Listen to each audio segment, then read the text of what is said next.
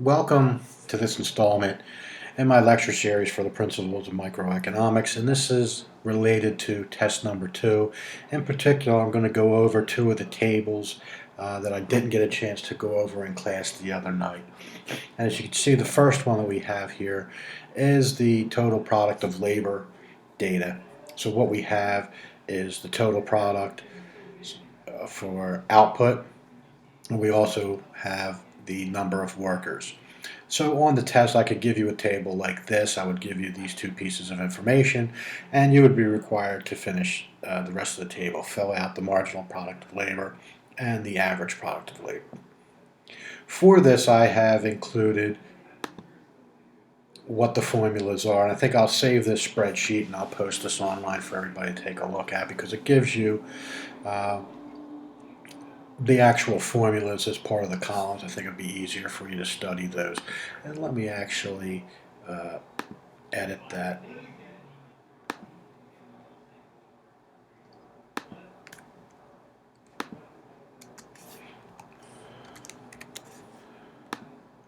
All right. So we have the marginal product of labor, which is just a change in the total product, divided by the change in the number of workers.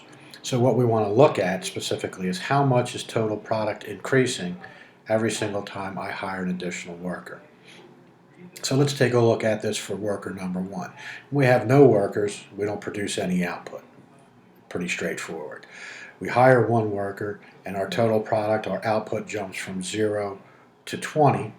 So the total product of labor is equal to 20 minus 0, which is equal to 20. Now I have this in an Excel spreadsheet form, so I could just put in this formula, that cell there minus the cell above it. So D6 minus D5, and that gives me 20. So what I'm looking at is how much did my total product increase when I hired that additional worker. And we can continue doing this down. So let me copy that formula. That gives me 22. How did I get 22? Well, when I hired a second worker, my output increased from 20 to 42. So if I take 42 and subtract off 20, I get 22. What does that tell me? That the second worker increased my production by 22 units. And I can continue copying this formula straight down. The marginal product of the third worker is equal to 18. How do we get that? We have 60 minus 42. That gives us 18. And then we can copy that formula down one more time. And for the fourth worker, we get a marginal product of labor of 16. How do we get that? That is 76 minus 60, which gives us that 16.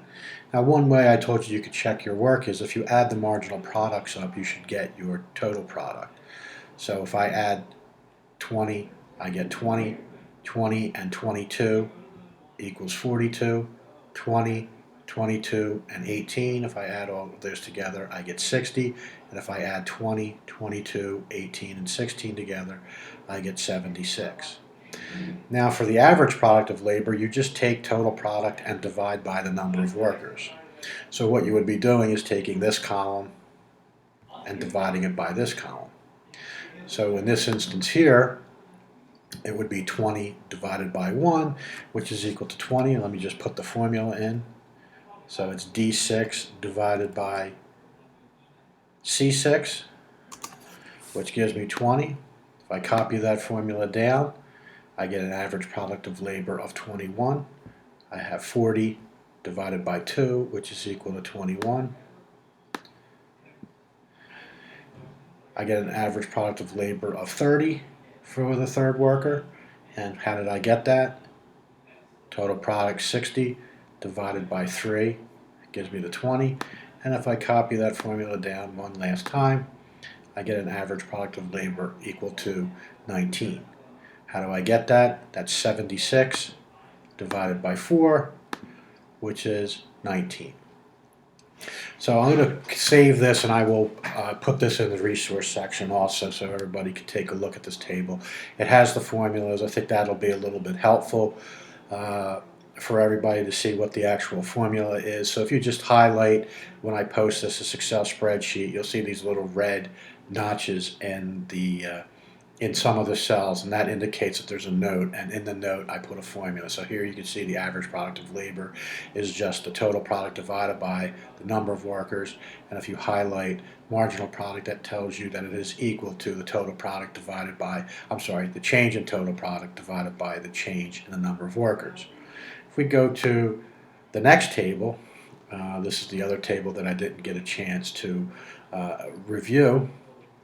And this is the information I will give you. I will give you Q, total variable cost, and total fixed cost, and you will be responsible for filling in marginal cost, total cost, average fixed cost, and average variable cost. If you take a look at them, you will see that once again, I inserted the formulas. So for marginal cost, it is the change in variable cost, total variable cost divided by the change in Q. You will see that total cost is just total variable cost plus total fixed cost. So if you add those two columns together, if you add total fixed cost and total variable cost together, you will get total cost. Average fixed cost is just total fixed cost divided by Q. So if I take this column here and divide by that column, I get average fixed cost. And then average variable cost is just total variable cost divided by Q. So if I take total variable cost, divide by Q, that will give us average variable cost. So let's go through and calculate this. I know that marginal cost is the change in total variable cost divided by the change in Q. So what I will be measuring here is the increase in total variable cost every time I increase my output. So when I have no output, my variable costs are equal to 0. When I produce 1 unit of output, I see that my total variable cost goes to 24. So the formula for that would be this.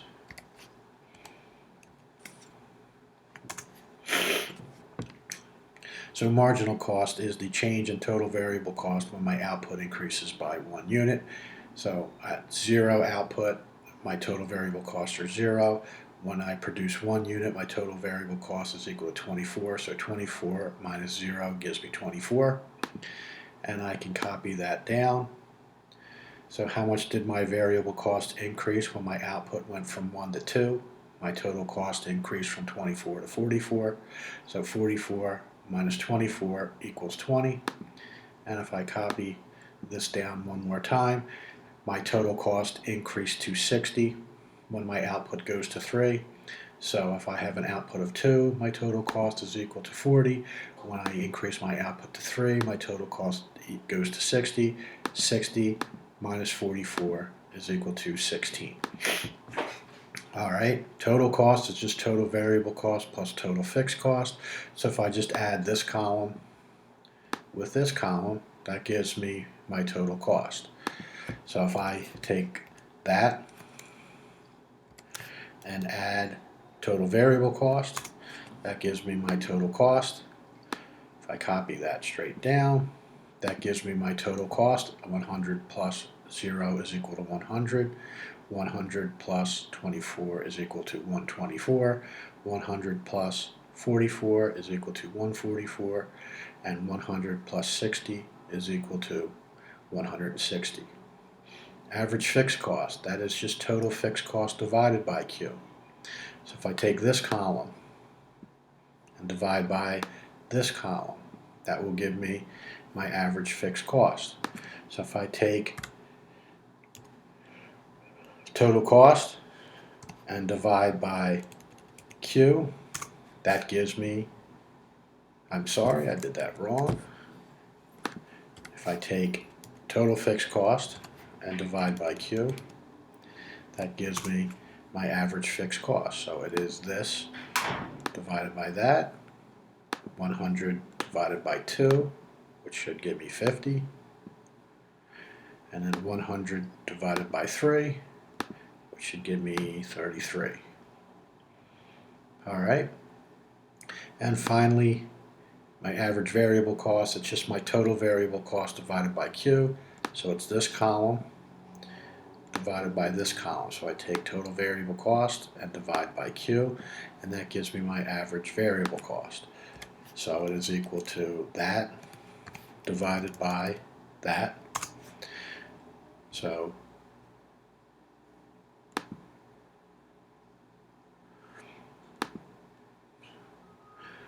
it is 24 divided by 1. 44 divided by 2 gives me 22. And if I copy that down one more time, 60 divided by 3 is equal to 20. So hopefully that was of some help. I know I was going to go over this in class and didn't finish that out the other night. So make sure you review this. Obviously, if you're watching this video, you're reviewing it. But just realize that there's a potential that these two questions could be on the exam, and also there's a potential that these kind of, knowing how to do this will be able to help you answer some multiple choice questions. If you check in the resources, I will post this particular workbook so you can see the formulas that I used for the calculation of this, and the formula gives you exactly how to calculate each of those.